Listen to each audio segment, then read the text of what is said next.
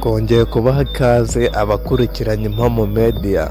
Uyu ni wa mwanya tubagezaho amakuru yizewe, inkuru nziza, inama y'umunsi tuba twabateguriye. Ku bantu baba babonye iki kiganiro ari ubwa mbere, turabifuriza kuba mwakora subscribe, share na comment kugira mujye mubasha kubana natwe, n'abatarabasha kubona ino channel bajye babasha kuyibona namwe mubigizemo uruhare. Uyu munsi tubafitiye insanganyamatsiko igira iti: ese waba wari uzi impamvu inyoni zikangura abantu?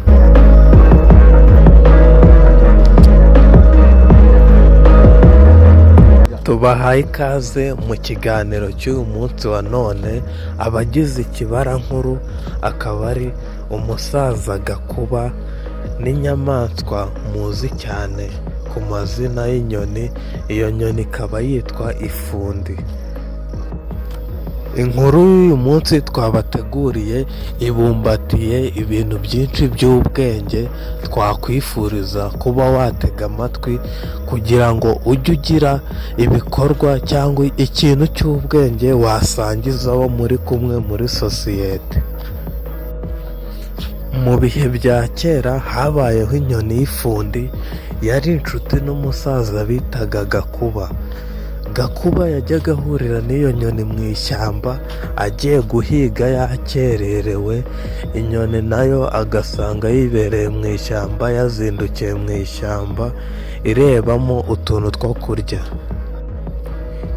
Iyo nyoni yabajije muzehe Gakuba iti: se muzehe, kuza mu ishyamba guhiga wakererewe, nta kuntu twagirana amasezerano nkakwereka uburyo mbigufashamo ukajya uzinduka?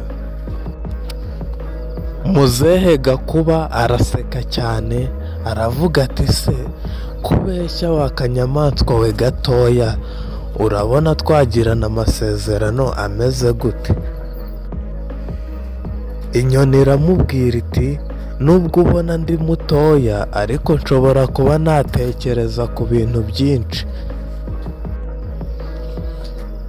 Ya nyoni iramubwira iti: ese nta kuntu twagirana amasezerano nkajya nkubyutsa ukajya guhiga, cyangwa ugahinga mu cyimbo cyo kuza mu ishyamba uje guhiga utunyamaswa tw'inshuti yanjye, ko guhinga byajya bigufasha kuba warushaho kuba inshuti n'inyamaswa zo mu ishyamba ukaziyegereza, ahubwo zikajya ziguhereza ifumbire yo gufumbiza imyaka wahinze. Muzehe Gakuba yarasetse cyane aravuga ati: ese wa nyoni we, uzi ko nubwo uri akanyoni gatoya, akanyamaswa gatoya, umuntu atashaka no kuba yavuga ngo agiye kukarya, ufite ibitekerezo bizima? Muzehe Gakuba arongera abaza ya nyoni ati: ubwo se tumaze kugirana ayo masezerano byazagenda bite? Ya nyoni iramubwira iti: rero muzehe, ntago nakunaniza, wewe wagenda ugahinga amasaka, ugahinga ibishyimbo, ugahinga ibigori, ugahinga n'umuceri. njyewe ikintu nazajya nkora, nazajya nza nkaryaho duke twonyine.